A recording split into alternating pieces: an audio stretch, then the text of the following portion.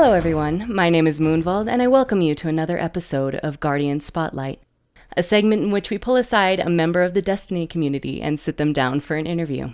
Joining me today is Th3Jez, a YouTuber and streamer of many talents. How are you doing today? I would say very few oddly specific talents, but great to be here, Moon. Thank you so much. I disagree. I think you're a very talented person. So why don't you introduce yourself? Why don't you tell us a little bit more in depth about what you do? Wow. Look, I'm just a guy trying to be a dude, essentially. I make very mediocre Destiny videos on my YouTube channel, and I try and tell dumb jokes, and that's really it. There's nothing else to say. There's nothing else to say. Okay. Well, how long have you been playing video games, and what made you want to pick up Destiny in the first place? Kind of one of those classic, like, growing up played Pokemon, like Yellow on Game Boy, etc. Oh, yeah? Yeah, kind of a gamer from birth, really. But I played Team Fortress 2 kind of when I was like 16, 17, 18. Hey, same. And I clocked about, I clocked about 3,000 hours on that game. And look, at one point I just thought I need to do something productive with this because I cannot justify the amount of time that I'm spending. I'm just going to start making videos because I guess I thought I was pretty good at the time, even though I just really wasn't. And hence the channel was born. Yeah, you got to start somewhere, right? So TF2 videos were kind of how you started getting into making YouTube content. And what sort of translated between like Team Fortress 2 and then Destiny? What made you want to make that decision to make Destiny-related content? That's a good question because, I mean, TF2 is PC and Destiny was console when it first came out.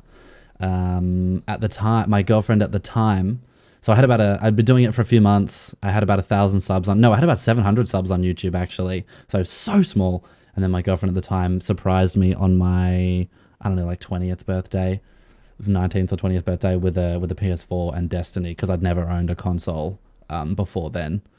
And I just started playing Destiny, was hooked, and then I was like, well, this is the only game I'm playing. I may as well transition my channel into this content, and so that's what I did. I feel like a lot of people had that experience with Destiny where they just picked it up and didn't put it down for a good while. So then you made Destiny videos for YouTube. But how did you get into streaming on Twitch? I think a lot of editors or YouTube video makers at some point just get so frustrated and sick of editing because it's so effing boring. And I was like, I want to do something related to this awesome thing that I get to do, but I hate editing. I'm just going to try live streaming and see how that goes. So that was that. So when you make content, what are some of your main goals? And like, what do you want to convey to your audience, to your viewers? Good question. I'm really... because I consider myself a very joy-filled person and like extremely positive, and that's not fake. That's how I actually am.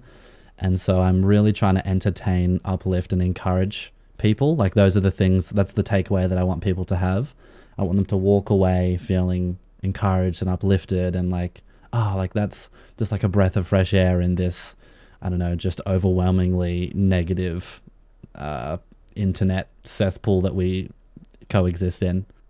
Yeah, I think that's a really good intention to have. Yeah, I'm just trying to have a good time, really. I just feel like we don't have enough people having a good time. Yeah, definitely. I totally agree with that.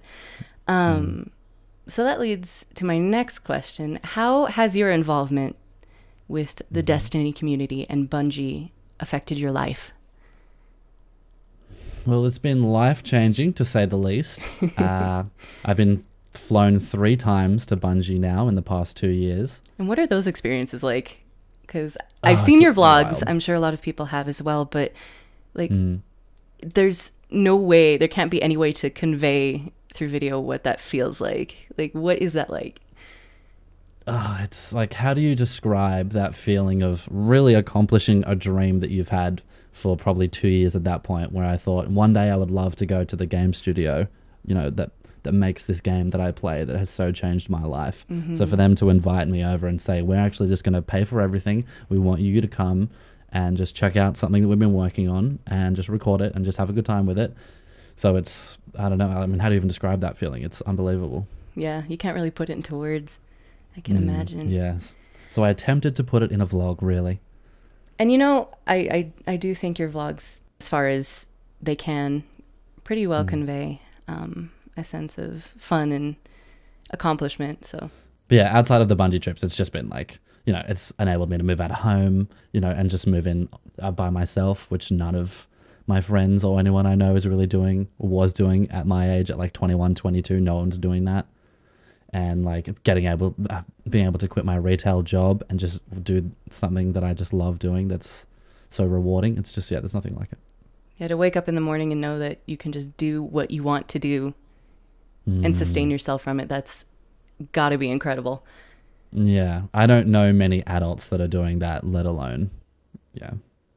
So in light of all that, are there any really significant struggles you've had to face kind of on your journey to where you are now in regards to like finding success with your content and things like that?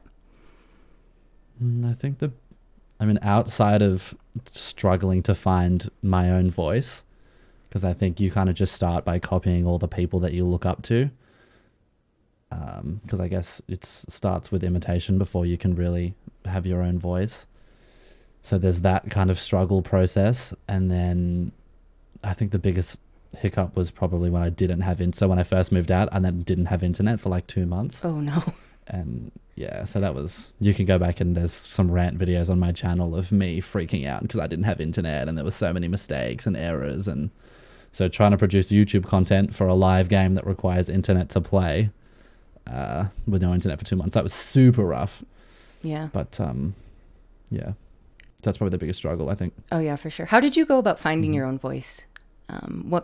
Was there any instance you can remember in which you sort of realized this is how I sound, this is how I am, this is what I need to be portraying? I think, honestly, the secret to YouTube is learning to be yourself in front of the camera is so unbelievably difficult.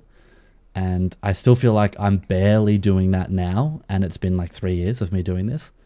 So you just have to do it and just record and just upload and then just review. And then, is this me? Am I happy with this? How do people feel about this? Because if you go back to even earlier last year, I was still doing news videos, which I just hated because they're so unrewarding for me creatively. And I have a lot of friends that make the Destiny news videos, so no hate there. But I personally, it's just so not me.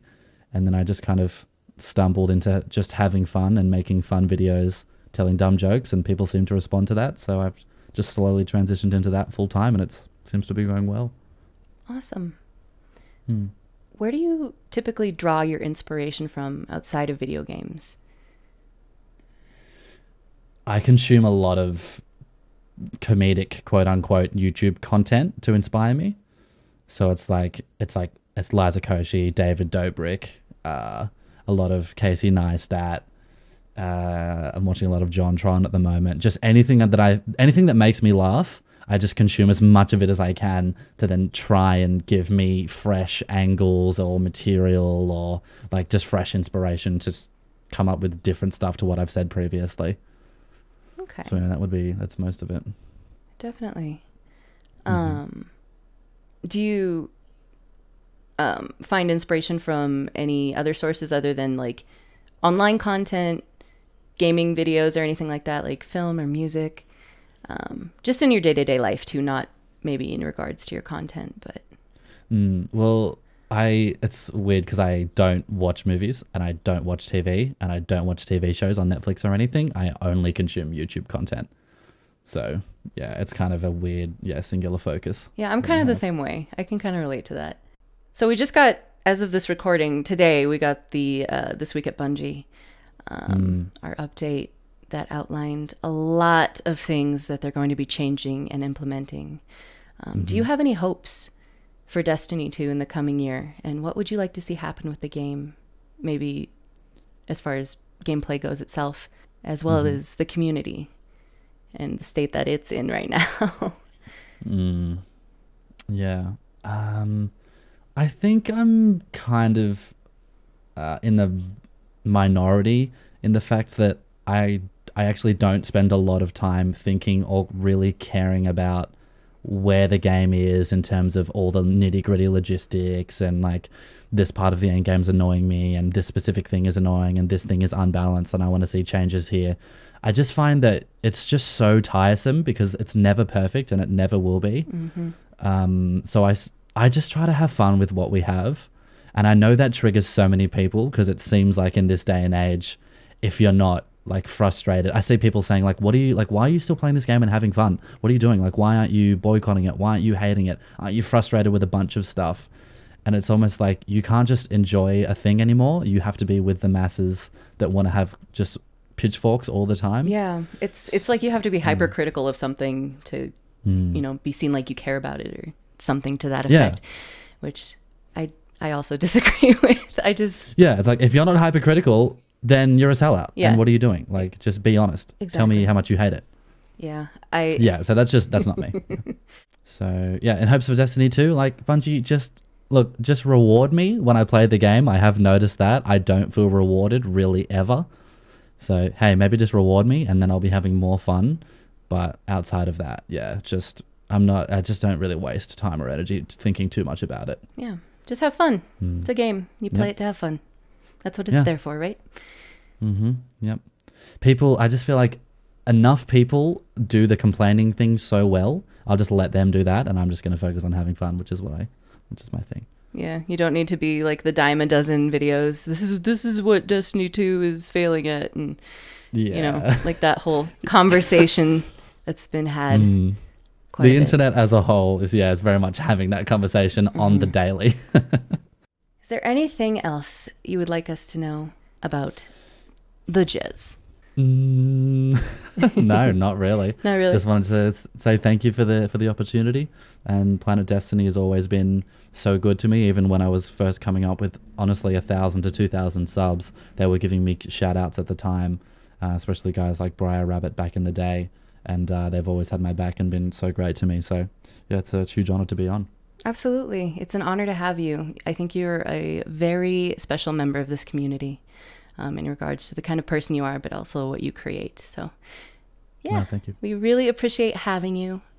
And folks, I think we're going to wrap it up now. But once again, my name is Moonvald, and this has been Guardian Spotlight. I'll see you guys next time.